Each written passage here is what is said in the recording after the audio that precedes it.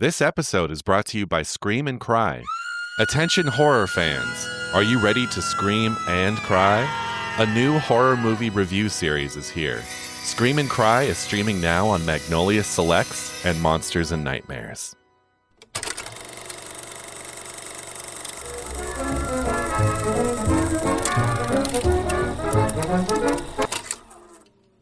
You know what they say about movies that start with the letter S? This is Suspiria.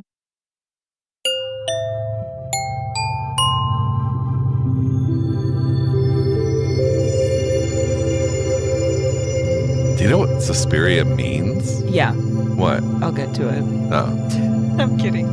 So, the title is taken from an series of essays called Suspiria de Profundis, which translated from Latin means sighs from the depths. So it means sighs. Oh, okay, cool. But it also sounds like suspense, so it's perfect. Yeah.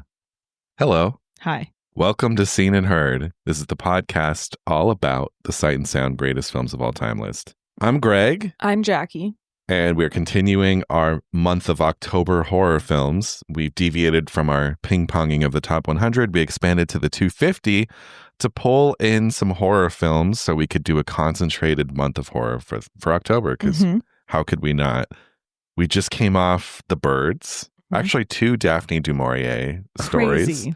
Don't Look Now in the Birds. And now we are at our first Argento film we've done on the show. This is Suspiria. It's number 211 on the 2022 list. Very cool. Yeah. Before we get into Suspiria this week, have you seen anything else like in the last week? I haven't, I'm being honest. I've been busy, had a wedding. Yeah, no, I haven't. I watched Sopranos. I've been watching. What The season are you on? Sopranos. 3. Nice. Yeah, it's pretty good. Yeah, I love Sopranos. It's I'm good. overdue for a rewatch. So yeah. Well, we're so busy. Yeah. We're both busy. I'm involved with the creation of a haunted house. This is our second year doing You're doing it. Yeah, we're doing it. So I have had no free time. Every minute of my time is spoken for. So I've only seen one film in the last week that wasn't Suspiria. What is it? It was Lair of the White Worm, because we did it for Film Club, the Ken Russell movie. Have you seen it? No. I think you might like it. I'll just say I would recommend it. It's not like Ken Russell's best movie, but it has young Hugh Grant and young Peter Capaldi. Wow. It's like Maurice era or Morris era Hugh Grant. But yeah, it's kind of Ken Russell doing like a fun, almost like Hammer horror movie, but kind of a vampire thing. But Cool. yeah, it's good. I like it a lot. This is not my second time seeing it, and I just like that it's kind of its own thing. So it's funny. It's really funny. He gets all the Ken Russell stuff and their religious imagery and all that stuff. So yeah, I liked it. It went over well with the Film Club too. I think some people had seen it before, but everyone mostly liked it. Cool. Yeah, so that's me. Very nice. Also, I think it happened like the day after. Oh no, it happened on Saturday, but Diane Keaton passed away. Diane Keaton passed away. Totally unexpectedly. Which really hurt. Because in our minds, I feel like she was just not that old. Like she was always just kind of like youthful. Mid-60s. In my mind, I see her as like something's got to give. Like that's how I picture her just in everyday life. So it was a shock and very sad. Yeah. It's just the more people we lose from that era, it's like a door closes to that. So, I know. You know, because like, she's such an icon. I know. And like So in the beloved. comedy world, in the drama world, like she was in The Godfather. Like, yeah. I mean, her range from The Godfather to Annie Hall to Father of the Bride to like, she just was able to do all of it. Yeah. And yeah, she was just great. She was so great. Yeah. Ugh. No, we lost a legend. I know. I love her. Yeah. Well, should we get into this week's film? Yes. Totally unrelated. I tried to find a plug somehow to relate the two, but no. It's all right. The important thing is that we tried. Yeah. From 1977, this is Dario Argento's Suspiria.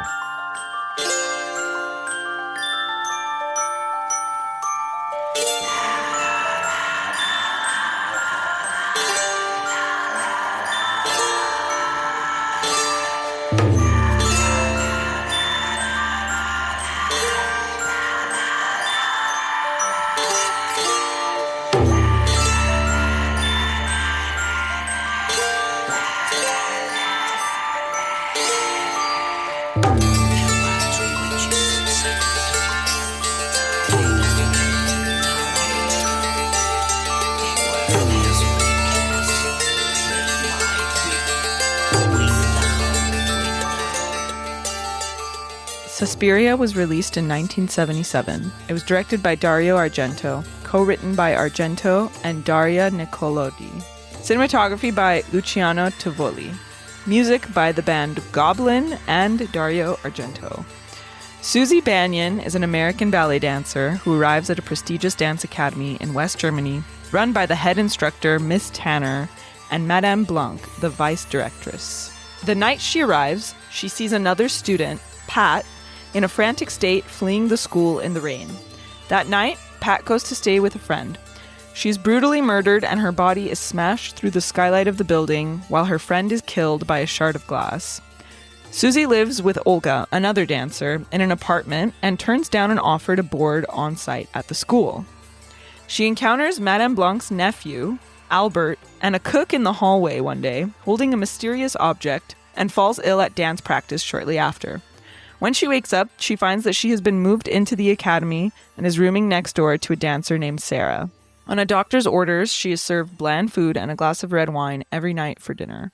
An infestation of maggots forces the students to sleep on cots in a practice room one night. Sarah becomes frightened by the heavy snoring of a woman behind a sheet whom she thinks is the mysterious directress of the academy. Susie remembers that she heard Pat mumbling the words secret and iris, but Madame Blanc dismisses her. The school's blind piano player's dog bites Albert one day and they fire him on the spot. Later, when he's walking home alone in the square, his dog turns on him and kills him.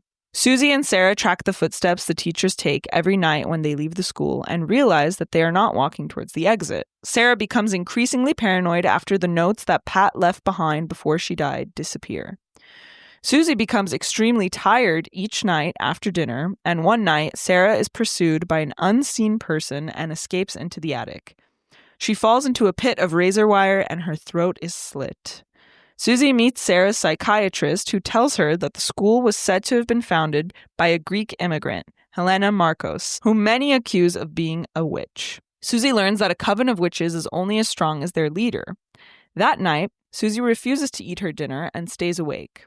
She follows the footsteps the teachers take and is led to Madame Blanc's office. Remembering that Pat uttered blue iris, she realizes the blue iris that is seemingly part of the wallpaper is a doorknob to a secret passage. Down the hallway, she hears Madame Blanc and Miss Tanner plot to kill Susie as a human sacrifice. Susie is chased by the handyman, Pavlos. She ends up in an alcove where Sarah's mutilated body is being kept. She runs off into another room to find Helena Markos in bed, a living corpse. Markos animates Sarah's body to attack Susie, but Susie is able to stab Markos in the neck, killing all the witches in the coven. Susie runs away as the academy is engulfed in flames. The film stars Jessica Harper as Susie Banyan, Stefania Cassini as Sarah, Alida Valli as Miss Tanner, and Joan Bennett as Madame Blanc. The story was inspired by a few things. First, a series of essays called Suspiria de Profundis, which translates from Latin to mean sighs from the depth, by Thomas de Quincey. The essays are written as prose poems while the author was on hallucinogenics. In one of them, he tells of 3 sorrows, which are like the 3 fates. This mythology inspired the idea of a trilogy of films about the 3 mothers, 3 different witch stories. The other films are Inferno from 1980 and Mother of Tears in 2007. Argento was also inspired by a trip to the Magic Triangle, a point where the countries of France, Germany, and Switzerland meet. This is also where Rudolf Steiner founded an occultist community. The story was also inspired by the co-writer Daria Nicolodi's grandmother, who apparently attended a piano school when she was a child. She discovered that they were doing witchcraft and fled the school. They were also inspired by countless fairy tales, most prominently Snow White and the Seven Dwarfs. The Walt Disney version became a visual reference for the film, and Susie Banyan was supposedly inspired by Snow White. Daria Nicolodi was Argento's romantic partner at the time. She was an actress who starred in Argento's film Deep Red. Since it was inspired by so many fairy tales, they originally wanted the school to be a school for children and for Susie Banyan to be a child. But the producers talked Dario Argento out of it, saying it would be difficult for a perfectionist like him to work with kids. Daria and Nicolodi then wanted to be cast as Susie Bannion, but they decided to cast an American so they could get a wider reach. And they cast Jessica Harper. And Argento was a fan of hers ever since Phantom of the Paradise, which we have an episode on, by the way. This was one of the last films to be processed in Technicolor and used the last Technicolor printer that was in Italy at the time. The color negative stock that they used, Eastman 5254, was hard to find even then. And there's a little cameo when Pat is being killed. Those are Argento's hands murdering her in the beginning. The score was composed by the Italian rock group Goblin, but it's credited in the movie as The Goblins, which is cool. This was the second time they collaborated with Argento. The first time was Deep Red. Since sound was not synced, Argento played the score from loudspeakers while shooting, and the film was released to mixed reviews. It was overall a box office success. In the American version, 8 minutes were cut so that it could have an R rating and not an X. And there's a remake of the film by Luca Guadagnino, which was released in 2018, starring Dakota Johnson and Tilda Swinton. Also, I just want to mention that Alida Valli is the actress from The Third Man. Yep. And Renato Scarpa, who is the doctor in this, is the inspector from Don't Look Now. Oh, Isn't yeah. that so funny? Wow. You're Always right. a connection. Yeah. Also, last week, like we said, we did The Birds, starring Tippi Hedren, who is Dakota Johnson's grandmother.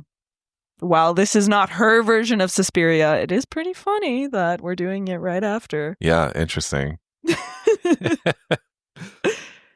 Okay, initial thoughts? Yeah, so, God, I don't remember. Okay, so I got into horror movies when I was like in 9th grade. I was like a freshman in high school. And the movie that unlocked them for me, because I didn't really used to like them, like I kind of couldn't look away, but I was sort of averse. The movie that unlocked them was George Romero's Dawn of the Dead. I saw Dawn of the Dead and I was like, wait, I love this movie. And it just opened the gates. And so in that period, my parents weren't into horror. And this is still like, I mean, there were plenty of internet resources, but I mostly relied on friends or people I knew who were horror fans to kind of like guide me. And so I want to say like the first year I was like really into horror. My friend's mom, she kind of guided me. She was a big horror fan. Like they showed me Evil Dead for the first time. They showed me Reanimator for the first time. But she was like, oh, Suspiria.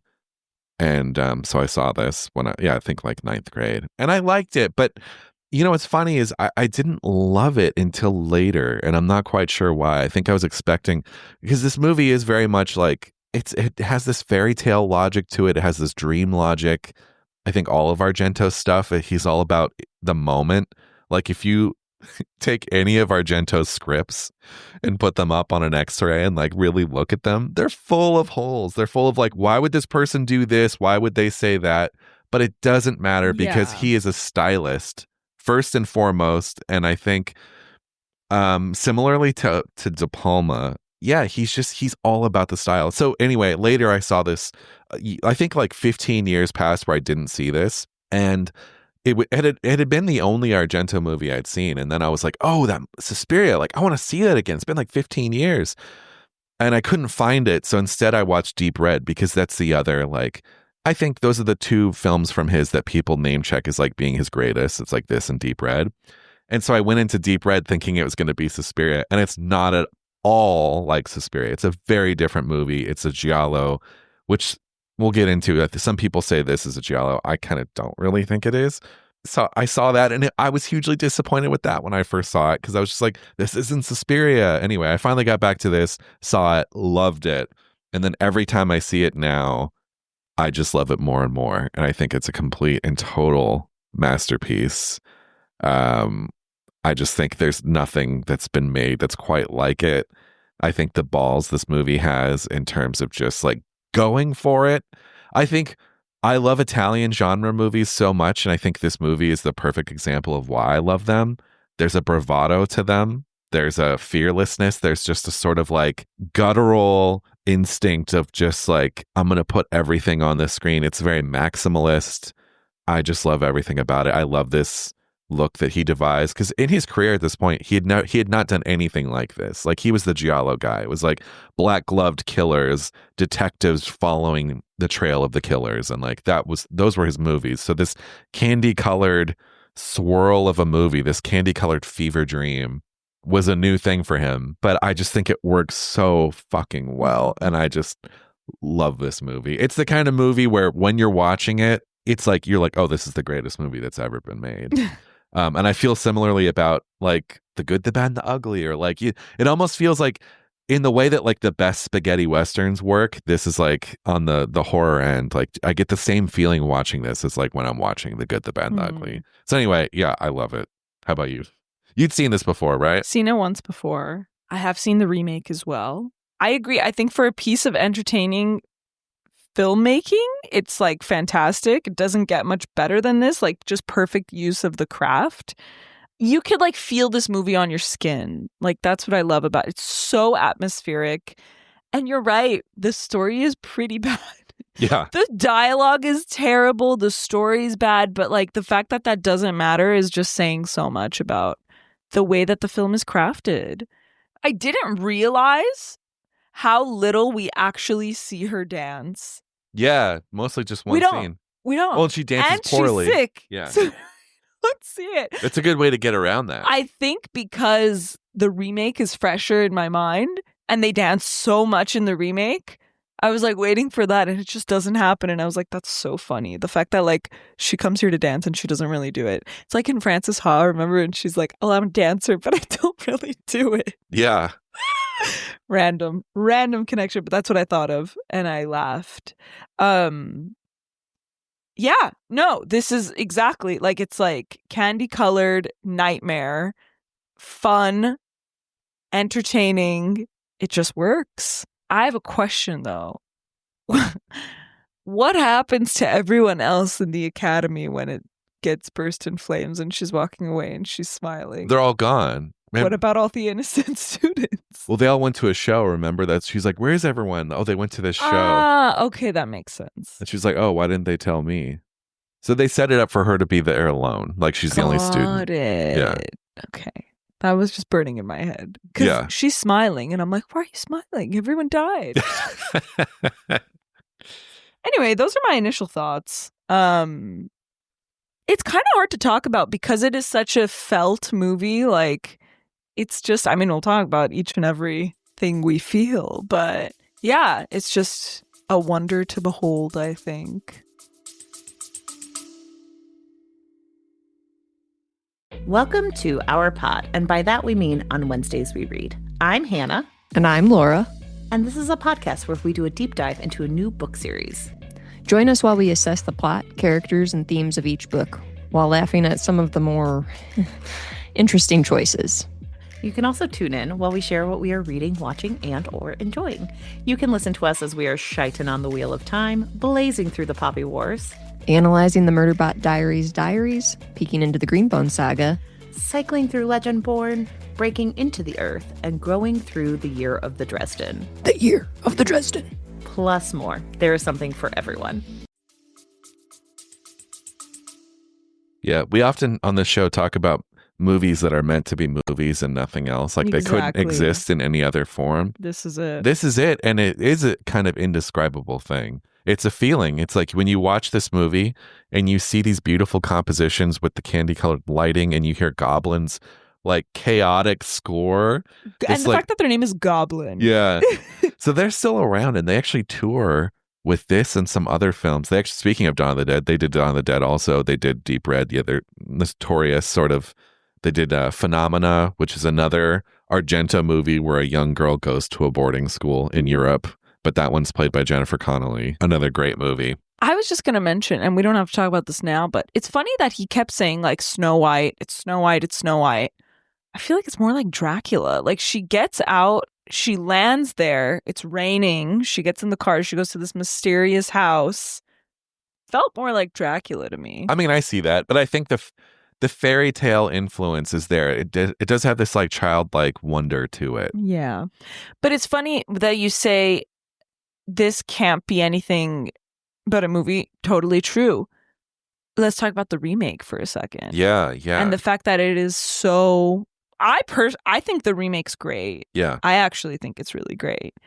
And it just goes to show that, like, if you're going to remake a movie that is so singular, it cannot be similar to that at all. And that's what Luca Guadagnino did. Like, the remake is completely different in every single way, but also pays homage. So I just think that he did a really great job with that. Yeah, Jessica Harper is in it for a She's second. She's in it. It's really interesting because, like, we'll talk about how the story here is, like, so underdeveloped, and it's so, like, there's nothing on its mind here. No. Which is fine. Yeah. But in Luca Guadagnino's, it's very much the opposite. Like, it's about motherhood. It's about East and West Germany. It, like, dives into the themes. Yeah, because it takes place during the war or just after the war? No, 1977. Oh. It takes place the year this movie comes out. That's right. Yeah. But there's a divide because in war. here, they don't even mention that, like, she's in West Germany. It's just like, oh, I'm going to Germany. And it's like, oh. Yeah. Okay. And then, but in the remake, Tilda Swinton also plays the psychiatrist who has a central plot line, essentially. Yeah. Without giving that movie away if people haven't seen it. It's so different. Yeah. And it's so good. Yeah. I think what you said is key. Like, I remember seeing that movie Halloween night, the year it came out at the ArcLight Hollywood, RIP. Suspiria? Yeah. The How 2018 fun. Suspiria. But, like, I love that movie because, and you know what? I've only seen it the one time. I need to go back. But it's, the genius is that it does not try to replicate anything that this movie does. It is a reimagining in every sense of the word. And I think if you are going to remake something, that's really the way to go. Absolutely. Because so many remakes try to just do the thing the original did. And I'm like, know. but that's why the original exists. It's already there. Exactly. But it is this cold, rainy, gray movie. It's gray. In contrast and this to is like red. Yeah. To touch on what you were saying, this movie has nothing on its mind. I think that's totally apt. And I think that the whole thing, that can be said for the entirety of Argento's filmography. And it's just to entertain. And I don't really see that as a knock because he knows what he's doing. He knows the space he's working in. And he's not trying to say anything. At least I don't think. It's like Tarantino. Tarantino has nothing on his mind either. Nothing. Well, I don't think so. For certain movies, maybe. I get the sense they're very different filmmakers, but I get the sense that Argento, like Tarantino, grew up loving film. His entire brain has been reworked by cinema, rewired. And so he's literally just regurgitating stuff up. And that's not to say he's not original because he is, but like, I think almost in a way, Argento's films are about movies. Yeah. Like Tarantino. In the way that Tarantino's are. Yeah. You're right. You're absolutely right. But yeah, let's talk about her arrival in Germany. First of all, I want to talk about the narration over the credits, which is so unnecessary. When I first heard it this time around, I was like, okay, I don't remember that. Is this necessary? Remains to be seen. And then, like, it just absolutely is not. You learn later. But it's fine because it just sets the tone so well. Yeah, it is a fairy tale. I love it. It's a little like Once Upon a Time. And the music is playing, and the music is so creepy and fairy tale-y. It's like blah blah, like it's. Really the score really does so much for this movie. Exactly, the score does so much. But then she's in the airport, and there's a woman with a red coat. Don't look now. Running, and she kind of spots her, and there's this weird moment, and then that automatic door, like. Only he could make this automatic door opening scary. Yeah, and then music starts when the door opens. And the way it screeches. Yeah. It's so good. It's so good. And then that Technicolor taxi drive that's just like so off. Like you just know, like, it's just weird. And it's great. It's great. But yeah, like I said, like traveling on a rainy night, new country, it really reminded me of like Dracula and going to this house. I like in the score, are they saying witch? Yeah. It's so funny. Like witch, like sandwich. Which? Because they've got subs on their mind, hoagies. But yeah, so that's her arrival in Germany. It's just the way the movie is set up is just so good. Yeah, and it's almost like you can't even explain that. Like if you're pitching this movie, like here's what I'm going to do. People are like, wait, what? Okay, yeah, it's like, all right. But and I hate because this is so overused now, but when people say it's a vibe, but this is a vibe. Like And sometimes that's okay. If the vibe is good enough, a movie could just be a vibe. Exactly. Like sometimes the dialogue feels like it was Google Translate, even though Google Translate did not exist then. Well, that's part of the Italian tradition going back to even like the 40s in Italian cinema through like the 90s, where it was like they did not record live sound. They brought actors in from England, from Spain. To all speak in their own language. Speak in their own language, and it's all dubbed afterwards. So you have like Udo Kier in this movie who's dubbed in like this perfect American accent when everyone knows what Udo Kier sounds like. Yeah. But it's like, that's just part of the dialogue is clunky.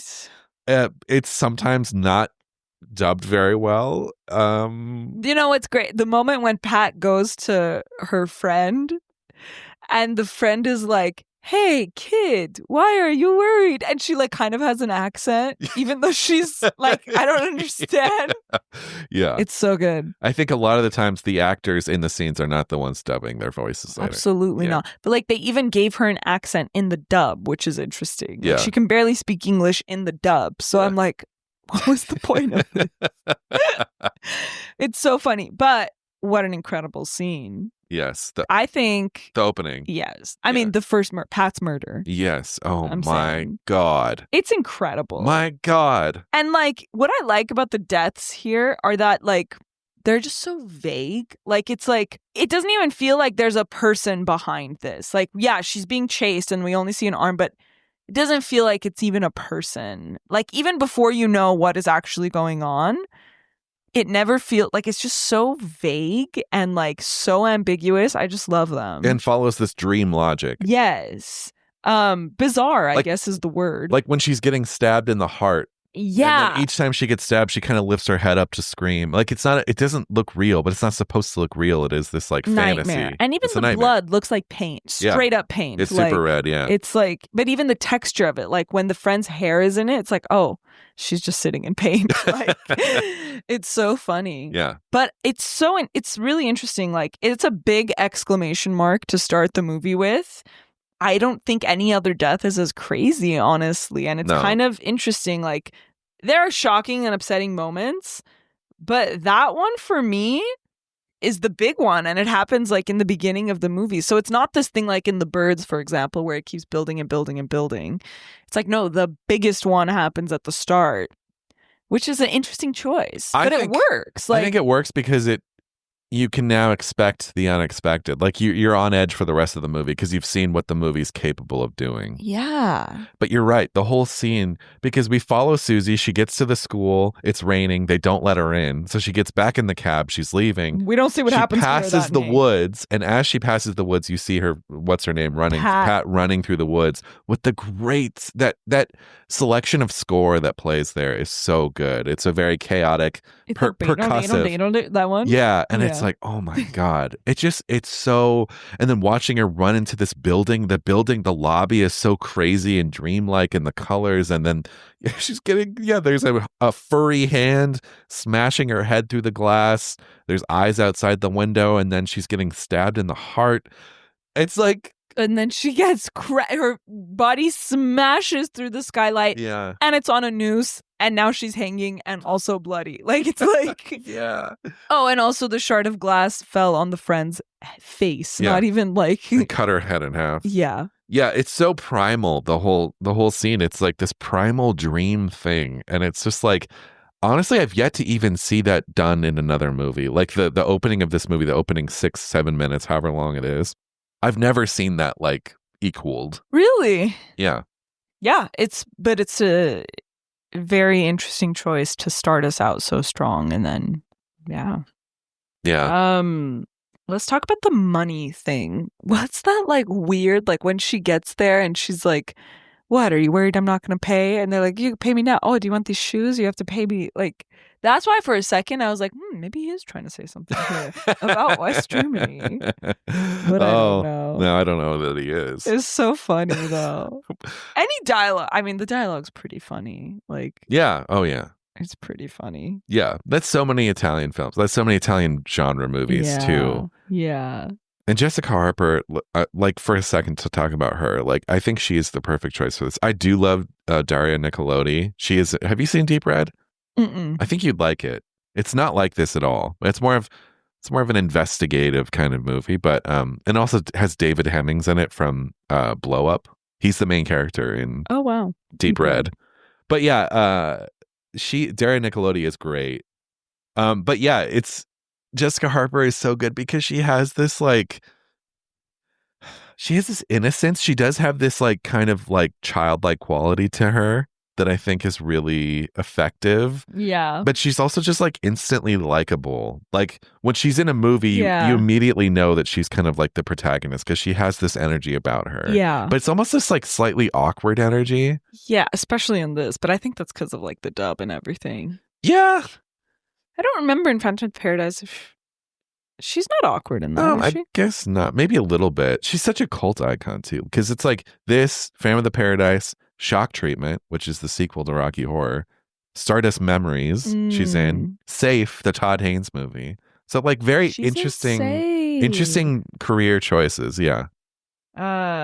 She's so tired. Why is she so tired in this? I mean, they're drugging her. They're but, drugging like, her. She really doesn't do much in this. Like, she really doesn't do much. Except She when just she sleeps. needs to at the she end. She yawns and sleeps. Yeah. And then in the end, yeah, she saves the day. Well, I guess. I like the idea of this place being so powerful and oppressive that when she gets there, she just kind of succumbs to it. Yeah. But I think it's also the red wine that they're giving her. Oh, for sure. There's that great wine shot. Yes. You know the wine shot? The wine shot, the focus, the racking of focus. Yeah. It's so funny. But I love how like this place is so overbearing from the second she steps foot in it because of the design of it, like the wallpaper, the colors. And so most of the movie she does spend kind of just like under its spell. And I like that. Yeah. And then Alfred, that nephew, who's like dressed like little Lord Fauntleroy. Yeah. Like, what is that? What is that thing they shine in her face? Oh, some kind of crystal or something? That's so funny. And she doesn't even question it. Like, she doesn't even, like, after she faints in class, she doesn't go like, that was really weird that I saw the nephew and the... I hear you. And I think that, like, it's the kind of... I know. I don't want to excuse the whole movie with a blanket statement, but it's is such a dream logic thing. Exactly. And she barely does anything is my point. Like, she really doesn't do anything. Except she doesn't even dance. Yeah, but at the end, she does it when it matters. You know, when she does do something, she kills that bat. She does kill the bat. That's a big deal. That's disgusting. I could never. She does it so casually. Yeah. She just throws a blanket over it and smashes it to bits. You know what I felt while watching it this time? I don't think I felt this before. I feel like some strains of DNA in this made their way into Harry Potter. Really? In terms of the boarding school of witches, I mean, that's like the most obvious thing, but just like in terms of like when they're counting footsteps of like, oh, the staff is going to the other side of the school. They're going further into the school at night. We're going to count their footsteps. Passages. Yeah. And I was like, I feel really like cool. Maybe this had to be at least a piece of influence on Harry Potter. On JK, or you think like Chris Columbus? No, on JK. We won't say her full name, but yes. Yeah. You know what else I like is like, oh, actually, there is a scene in Harry Potter in the third one where they all have to sleep in the Great Hall. Yeah, exactly. That's so funny. Yeah. But the maggots that lead them to that, it goes from like the maggots, and those are freaking gross, by the way. Like, those are nasty. They're real. They're like getting dumped in people's hair. Like Jessica Harper's hair. She's real? Oh yeah, for sure. Movie made in Italy at this time. Yeah, they're gonna throw real maggots in your hair. Oh my God. But it transitions from that really intense scene to then they're in that beautiful room, like Madame Blanc's office. Yes. And the transitions here are really great. Like, that's one. And then it goes from Madame Blanc's room to the room that they're all going to sleep in. And the sheets are kind of flowing. And it's like, just like straight, it transitions right into there. Like, you guys are going to be sleeping in here. And it's so dreamy and it's so good. And then, of course, the red light that comes on when they turn off the lights. Or like when Sarah and Susie are talking in her room, Susie falls asleep, of course, because that's what she does. And then it's like really creepy. Like, it's just like there's moans and footsteps and it's just going down the hallway slowly. And then the moon. And then we're in this like German bar. Yeah. And we're with the blind guy. They have they're doing the traditional German dances. They have like the lederhosen on and everything. Yeah. Like these crazy transitions from these moments to other moments are very effective. I want to talk about the lights though, because when the lights go off, it turns either red or green. What do we think's going on there? What do you think? It's just, I guess green is just like the red. Okay, yeah, we get it. Like blood. Green's interesting. Green's like repulsive. Like green's like sick, just like sickly. Yeah. There's blue too, but I feel like when the lights go off, it's either like one of those. Yeah. Which is so great. I love, what's funny is the ambiguous stuff in this movie. I never have given any thought to, just because you just kind of take it at face value. It's like, what's happening behind this door? Yeah, something. You're not really supposed to think about it. Exactly. In the way that when you're in a dream and someone's chasing you, or they're on the other side of the and you door. You don't really see that. You can't tell what it is, who it is. Like, you're not thinking about like, oh, who could this be? You're just trying to get away from this thing. And that's kind of the logic this whole movie has. Even the scene with the dog, when the dog turns on the blind guy, like it is that bizarre. This I didn't remember. Like I remember him dying in that square, but I didn't remember that it was the dog. And it's so good because like you really think something is coming for them. And like the dog can sense something's coming. Because dogs can't lie. Yeah, animals but this and dog movies. lies and kills him. Obviously, he's, possessed, but it's just so brilliant because the whole time you're like, oh my God, there's something coming. There's something coming. Why would the dog be barking if there wasn't? And then it turns. It's so good. Yeah. And the way, too, that scene is done in this like grand square with these like huge sort of like churches or monuments or whatever those are. But like it's such a huge space, and the way that Argento's able to make it foreboding is one, the goblin score, two, like the swooping shots in, like those aerial shots towards him, and then he even like you see shadows of things kind of flying through the air, like on those monuments. Yeah, and it's like such a simple thing, but he's just suggesting. Again, it's like almost like how kids have those like magic lanterns where you put a candle in them and then it projects things on the wall and they turn around. It's almost like that in this movie, but it just works. Yeah, it's so good. It's kind of brilliant. I don't even imagine that this movie had a super high budget. He's able to do so much with so little. It kind of has a very like handcrafted feel to it. Yeah. Do you know giallo? Are you familiar with giallo as a genre? Not really. Do you know what it is? Italian horror. It's this very specific type of Italian horror. And it comes from, giallo means yellow in Italian. It refers to these Italian, like all the pulp fiction that would come from Italy, especially in like the middle of the century, were like yellow hardback books, like detective stories about killers. Mm-hmm. So that's why they're called giallo. But like it kind of started with Mario Bava.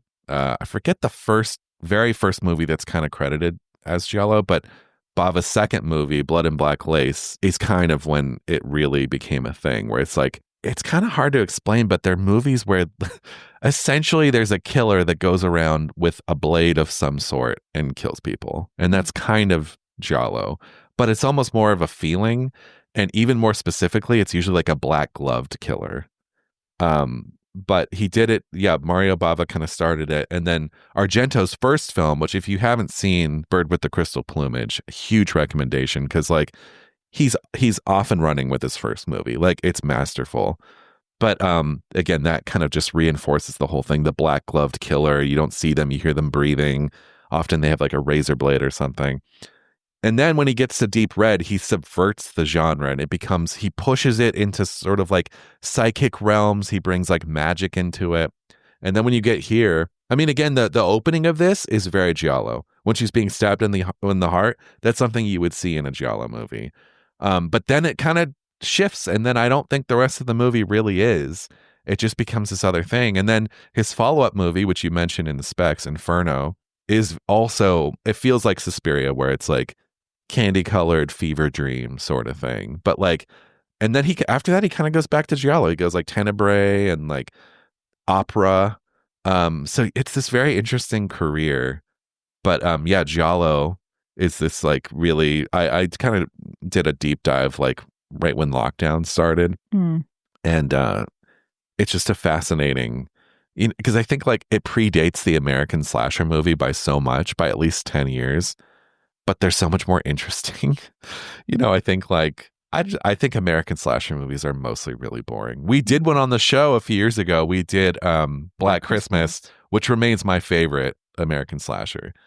But these movies were already happening in Italy before slashers became a thing. A lot of people think John Carpenter's Halloween was kind of the start of it, or even some people say Psycho. But yeah, I mean, in Italy, they were going strong and they were brutal already in the 60s. But yeah. And they could show blood and everything. Yep, they could show blood. It was often very, very red, like in this movie. They're just stylized, you know? Mm-hmm. But it's a great genre for someone like Argento to work in because you can kind of do so much with it. Yeah. Well, in this one, Susie's being killed. There is that moment where it cuts to just... Wait, Susie? I'm sorry, Sarah. Oh, yeah. I was like, wait, what? I'm surprised Susie survives, if I'm being honest. Yeah. She doesn't look like a survivor.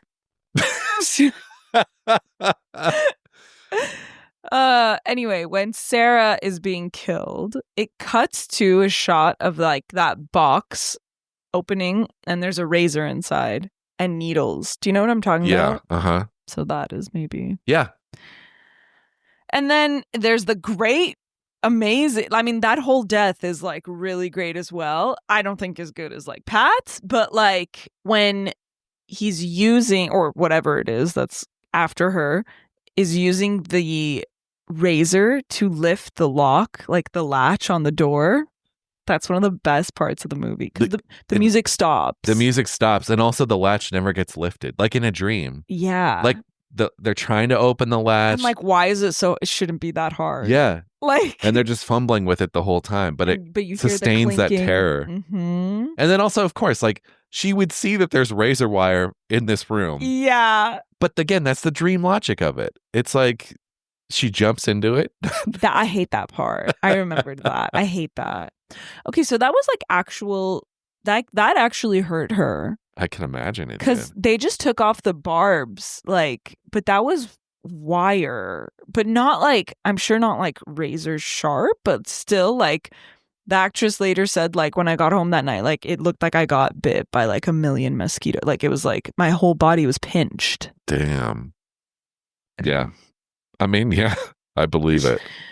I hate that. I hate that moment. I hate it. It's a scene That's again. the one cringe moment for me. That's the moment I like actually really? get afraid. Yeah, I hate it. I think it's the kind of thing where, again, if you're pitching someone this movie, you're like, yeah, then she goes through this window and she jumps into a room full of razor wire. They're like, what? Like, are you sure you want to do that scene? You can't think of something that maybe fits the story more? But I think that's why it works so well. Yeah, it doesn't have any basis. What's great is because when I see her entering the window, because you're in that room and she's climbing, and I'm like, wait, that's how it's set up? How is she not going to see? Because I knew that it was razor wire. I remembered that part. Like, how the hell does she not see the razor wires? And then it cuts to a shot of her looking straight ahead, like her point of view, just not looking down, just looking straight. And the camera doesn't frame it until she jumps in it. Yeah. So good. It makes no sense. What do you think the thing is that's pursuing her with like the hairy arm? It's Dario Argento's arm.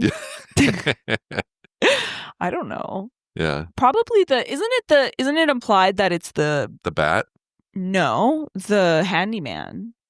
Oh, the guy with the fake Pavlos. teeth? Yeah. The guy that they like randomly try, Miss Tanner, like, isn't he so ugly? Ha ha ha. Miss Tanner's a savage. Yeah. That smile. You know, it's so funny because I was watching it and I'm like, I remember that this woman is someone, but I don't remember who she is. Yeah, me too. And then I looked it up. I'm like, it's that woman. Yeah. So good. I know. There's some real actors in this. Well, Joan Bennett. Yeah. And then Udo Kier in the one scene that Udo Kier is in.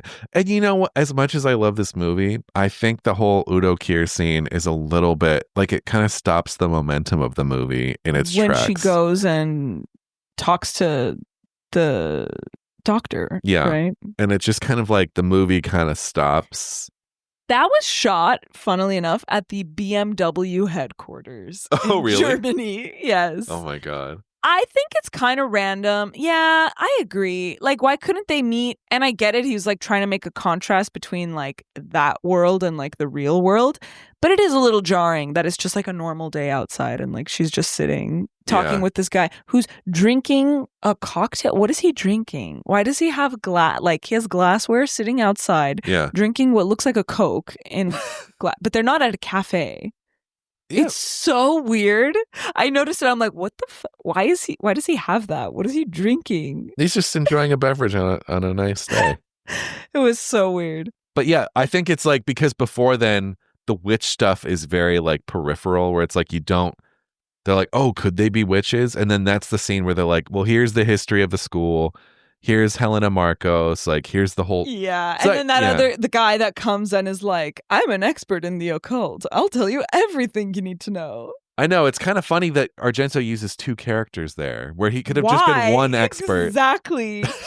Exactly. You're so right. But it's like that kind of stuff. I find it charming in the way that it's almost just like quirks of the genre. And also the framing, I don't know if you remember that like reverse shot when she's talking to the occultist is so bad. Like his head is just in the middle of the frame and she's just like off to the side, his bald back of his head. Like an old guy's back of his head. Yeah. And she's just kind of in the frame. Yeah. It's so weird. The way that was framed is very weird. Yeah. Yeah. I know. No, it's interesting. I think that scene could have been finessed a little more. I think so. What's so interesting about the remake, though, is that, because you mentioned they're like, in that scene, they tell her, oh, they're witches. What's great about the remake is that this whole mystery is built on what's going on, and she doesn't know that they're witches. But in the remake, from the beginning, we know they're witches. They have meetings. Like that's another thing where it's like so great. Yeah, it's just it's very obvious and plain because that's the key to making a remake. It's like, oh, we know this is the central mystery of this. You can't repeat it because everyone has seen this, right? So you need something else here. Yeah. And so that's why it's such a good remake. Like just another reason. Yeah. No, it really is. I need to see it again. Both movies too have rock musicians doing the score because Tom York right? did that one. Yeah. I don't remember the score in that. No, it's not as I mean, this one is like perfect. It's so good. Like I have this soundtrack on vinyl. It's so good. It's so crazy.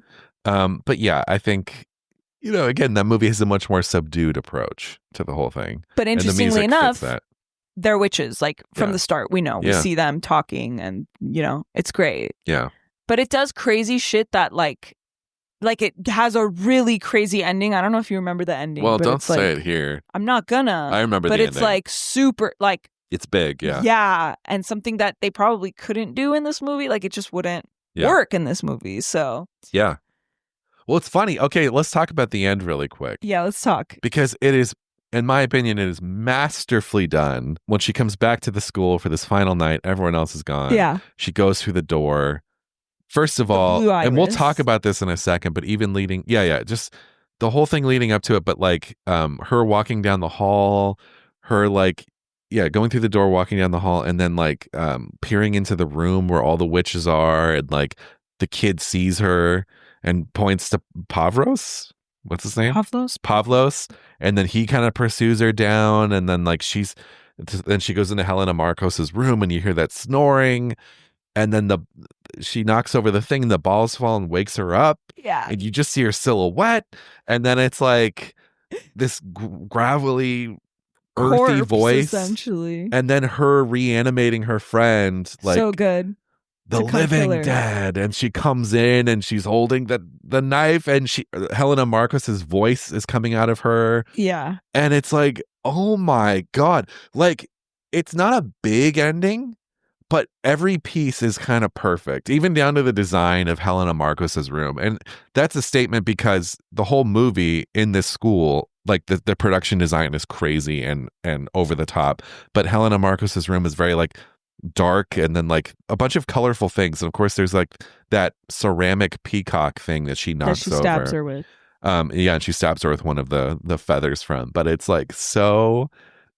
I don't know, even just the design of her room, like, oh, this is a room we have not been in before. Like, this room is different from all the other rooms. Because a lot of the other rooms were inspired by like German expressionism with high doors, high ceilings. Yeah. That one is not, I believe. What's funny though is like, yeah, Sarah comes out of that coffin. Sarah's body, we just saw Sarah's body. It's like, how the fuck did it get there? I mean, it got there. Yeah. I mean, It's not important. But I hear know, you. it's just funny. Yeah. Like, it's the right move. I think that's exactly what should have happened. And when her hand is on the door, it's very creepy. It's very creepy. But I love how she's just like, ha ha ha, I'm Helena Marcos. And by the way, if this movie is saying anything, I think that it is kind of anti-American, because when she's in the hallway creeping in and she hears Madame Blanc, who by the way is American, go, we need to kill the American, like it's time. And then she goes into Helena Marcos's room and she's like, ha ha ha, I'm Helena Marcos, you're the American, aren't you? By the way, she speaks with an American accent, Helena Marcos. They really pushed that at the end, and I was like, is this an anti-American film? I don't think so, but it's just interesting. How could you not be? I mean, I think especially like, yeah, America if it is was so in annoying. East Germany, yeah, that would have been sick. Yeah. But no, if I didn't live here, if I didn't grow up here, I would be so annoyed with Americans. Are you kidding me? I mean, yeah, but also she is the American. That's the whole thing in the movies. She's the American girl. So like, but yeah, Pat, yeah, is Pat not American? Well, I we don't don't remember her know. accent. But that even we can't even tell from that. But it was just funny. You mentioned Harry Potter. That actually reminds me a lot of, I don't know if you remember in Goblet of Fire, but the opening scene when Harry is having a dream and he's in this hallway and he sees Voldemort and all the bad guys plotting to kill him. And then they see him. Oh yeah, through like the door, it's right? exactly the same. Yeah, that's so funny. Yeah, I mean, again, this movie is so influential. Like, it's the number of movies that this is inspired is like countless. Yeah. Yeah, I love all that, and it's so well done. And then the way that Marcos is lit up by the outline of her, like when the lightning strikes and you see part of her body, and then she just stabs somewhere in that space. And then all of a sudden, she's there and she's all wrinkled and nasty, but you don't ever get this shot of her where you see her all in one shot. It's like her lips screaming or her eyes or her hands. And it's like, oh, it's so good. And then I love the shot when she comes back out and she looks through that door and all the witches are like holding their heads and screaming. And it's like, oh my God. It's so good. Oh, it's so good. And then the whole building catches on fire. Yeah, because of course. Yeah. And she walks away and smiles. I love how she smiles. It's so funny. It's so Susie. Susie would do that. Yeah. Like, she's just so dumb. Yeah. I mean, she's not dumb. Greg, she's kind of dumb. She's dumb. Maybe on the page she is, but I think Jessica Harper brings this, like, it's hard for her to play a dumb character. Like, I don't look at her and be like, you're dumb. Like, she's just so like, she's affected by this place. But it's just funny because, yeah, she walks away in the rain. You'd think she'd be traumatized, and she's just like, she just smiles. It's a fairy tale. It's like maybe it's Maybelline commercial. Like when they're just like, like it's like. I like too that the movie doesn't waste any time cleaning it up. It's like, no, yep, over. Credits roll. We're done. Yeah. No, like I'm sad about Sarah being like crucified. Whatever.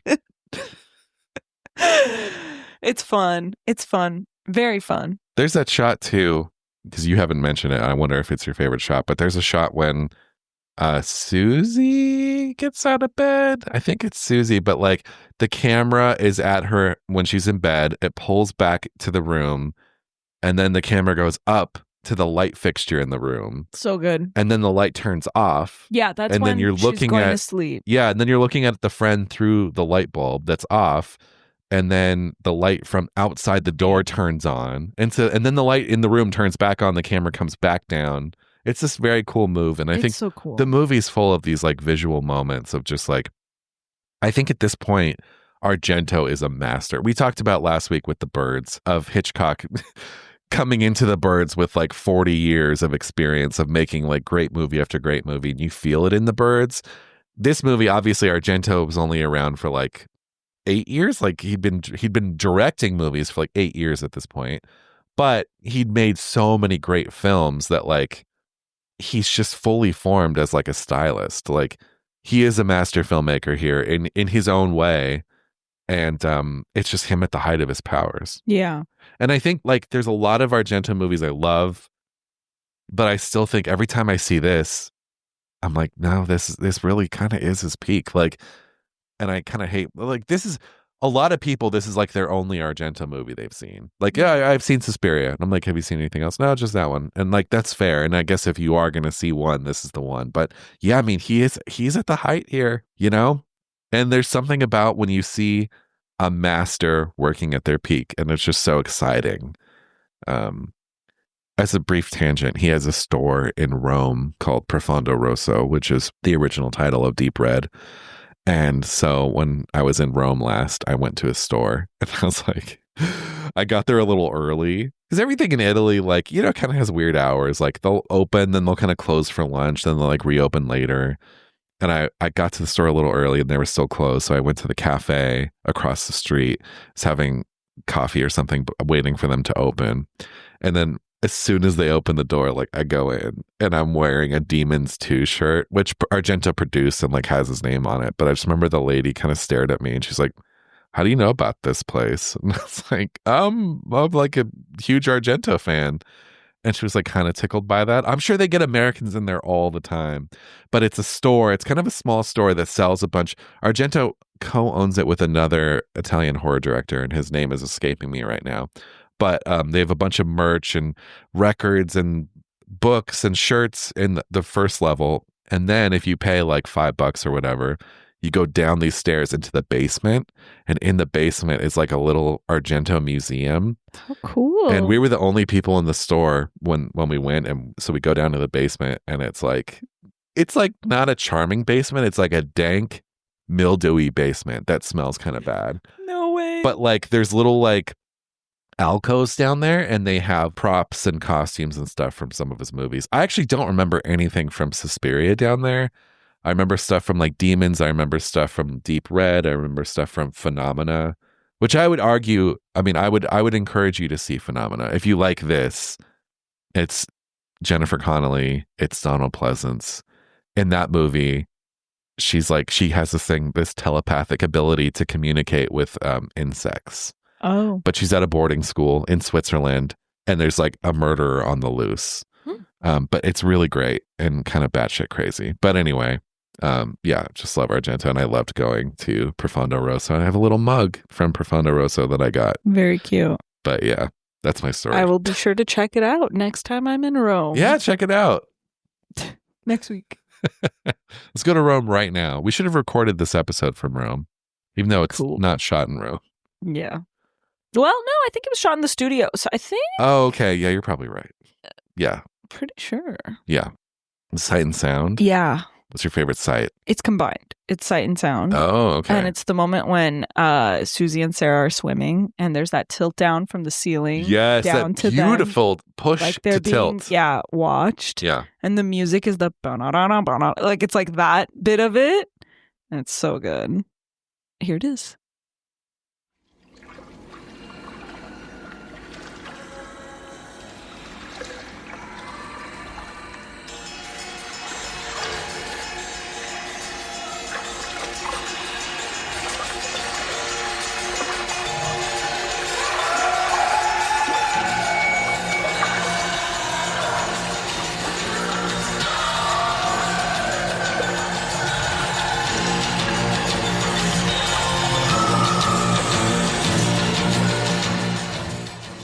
Nice. It's so good. Yeah. It's just fun. Like that conversation, like Susie doesn't say a word. Yeah. She doesn't say a word. Yeah. It's just Sarah like exposing information. Yeah. That was me who was on the intercom. I have notes from Pat and I'll show them to you later. Like No. And Susie's just there looking terrified. Yeah. No, it's amazing. But a beautiful shot. Yeah, a beautiful shot, and that pool looks so great. I love indoor pools. Yeah. So a runner-up for me for sight. I also have a sight and sound, but my runner-up was right before she talks to Udo Kier. Actually, she's on the phone at the school. That's a great shot, and it pedestals up, right, to the witches coming down the stairs. Yeah, it does. But even before that, I just love the way that. So she's on the phone, and it's in this little nook. It's under the stairs at the academy, and then there's a vase of flowers that are really colorful, and then the power goes out. And there's this cute little vintage light fixture right in front of the phone too that like goes out and goes back on while she's talking. And it just had a very like, I don't know, it looked beautiful. And again, there's so many, like her walking down the hallway, the crystal with the old cook woman who like shines the crystal in her face. There's so many great images, but I love the image of, wait, what's the girl in the beginning? What's her name again? Pat. I love her getting stabbed in the heart. Because they go for it, like you see a close-up of her heart getting stabbed and the blood coming out from it, but then also the music that's playing while it happens, it's just like, what have I got myself into in like the best possible way? Yeah. So here it is.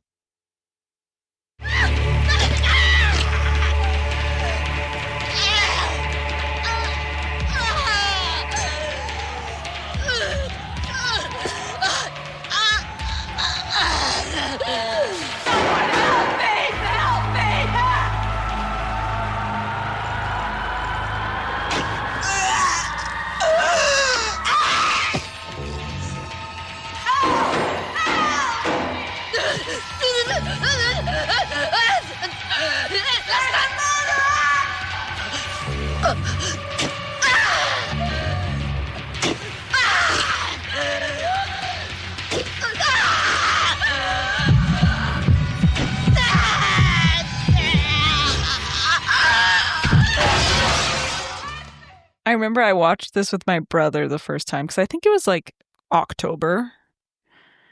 And he was just like you. He's like, what are we doing? Like, what is that? But in a bad way, not in a good way. Did he stay for the whole movie? He did. Because he liked the music. He thought the music was crazy. I'm trying to imagine you watching this on your own. Oh, I did 2 days ago. Well, no, but not for the podcast, but just like the first time you watched this. It was with him. What possessed you to put this on? I think it was just how, like, I wanted to watch, I don't know. Huh. Because you're such like not a horror person. Yeah, but this is so iconic and people talk about it all the time. That's true. And I wanted to see the remake too. So I was like, let me watch it. I'm glad you did. Yeah. Well, we would normally do Pauline Kael here, but I could not find a Pauline Kael for this. She might have thought this movie was really? beneath her, but also she lives to Palma, and she lives to Palma. I don't know. Yeah, but we do have Letterboxd. I have one for 5 stars. Okay.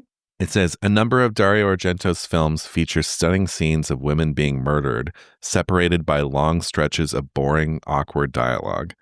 This film ingeniously solves that problem by setting the boring, awkward dialogue against incredible wallpaper. It's true. Yeah. 4 stars. Not really at all scary nowadays, but oh bitch, that spooky ass score. I was popping my ass so hard they did not let me rest. What does popping your ass like mean? Dancing, like oh, okay, twerking. okay. Can you imagine just like dancing every time the score comes on, popping your ass? There are a couple cues in this I can see being played at like a club, but with a club beat on top of it or something. Another 5 stars. You don't know the full powers of high dynamic range until you throw this 4K disc from Synapse Films on an OLED. Good God, a candy-colored nightmare. Shout out to the Synapse restoration and 4K disc of this. If you love this movie and you don't have the 4K disc from Synapse, what are you doing? I don't have it. Well, you should get it. The last like 3 times I watched this movie, I watched it on that disc, and it's so good. Yeah. It's like you've stepped into the film. That's nice. That'd be nice. 4 stars. The witch's electric bill must have been crazy. I saw that one. Half a star. A gaudy, plotless movie made up of disconnected sequences that are supposed to be frightening, but only elicit the rolling of one's eyes. The score is like something from an old wind-up jewelry box. The acting is subpar and at times laughable. That's funny. The cinematography bland. How the F did this warrant 2 sequels and a reboot? Sequels? I don't know about sequels. I don't know didn't about see anything about sequels. No. Maybe they meant the other in the trilogy. Oh, yes. But they're not sequels. No, they're just about clearly witches. an idiot. I think they must be a troll because calling the cinematography bland is pretty outrageous. Oh my God, so funny. Okay, this is 1.5 stars. I'm expecting hate for this, but hear me out. For such a bold tagline, you've got to back it up. And I'm sorry, but this isn't, quote, frightening, like at all. The pacing is horrible for a film that only goes for 90 minutes. The dialogue is terrible. The performances are over the top and cheesy and just downright awful. And not to mention, there's no reason for me to even give a shit about any of these characters either. There's nothing I'm going to remember about Susie apart from the fact the actress is cute. So exactly what the hell does this excel at? It's got pretty cool atmospheric music that I'm guessing was supposed to make things scarier, ? And it uses color well, ? That's considered a masterpiece, ? Did I miss something? ? You know, I can accept people that don't like this movie. I can accept it. I don't understand it, but I can accept I can too. 0.5 star. I'm genuinely struggling to find a single good thing about this movie. I've seen the 2018 version before, so I had high hopes coming into this, but was just nothing. I'd rather spend 100 minutes filling out forms at a DMV than rewatch this. What? That's crazy. Like, no, you wouldn't. Yeah, give me a break. Give me a break. This is just 0.5 star. Had to stop watching. Quote, acting made me so uncomfortable. I think to a lot of these people probably coming into this, they've never seen like a dubbed Italian movie. Yeah, and they're just like, oh, it's this horror movie that's revered and I'll watch it. And I think it should still kind of mostly work on those terms, but you kind of have to know the Italian dubbing thing. You kind of do. And it's kind of hard to get used to, but once you do, like, yeah. But yeah, that was Suspiria. This was Suspiria. You should watch the remake. Yeah. Recent, like, I know, I need to rewatch it. Halloween season might be good. Yeah. When did I watch it? Not long ago. Yeah, it's been 7 years. Mia Goth is in it. Mia Goth, Dakota Johnson. Honestly, probably Dakota Johnson's best performance. Yeah, I think so. Yeah, Tilda Swinton. Tilda Swinton in 2 roles, playing an old man psychiatrist. Yeah. Who is married to Jessica Harper. That's right. Yes. Well, what do we have next week, Jackie? We have our final film in our October chills month. And it is Nosferatu. The original, the Murnau film. How fun. So yeah, that's Very also in the Halloween-y. 250. So we're going to pull it forward. We thought we'd end with a nice classic. Yeah. Especially in the wake of the new subpar Eggers one. We're going to go back to the original. I know you feel differently. I like it. You put I it might on your rewatch you it. put it on your favorite films of Because 2024 I really list. liked it. Yeah, good. Stand by it. I love that you liked it. Like, that makes me happy. That's good. Even if I hate it, but I don't hate it. It's not good. I don't like it. Anyway. So yeah, come back and join us for Nosferatu next week. Until then, I'm Greg. I'm Jackie. And we'll see you next time. Bye.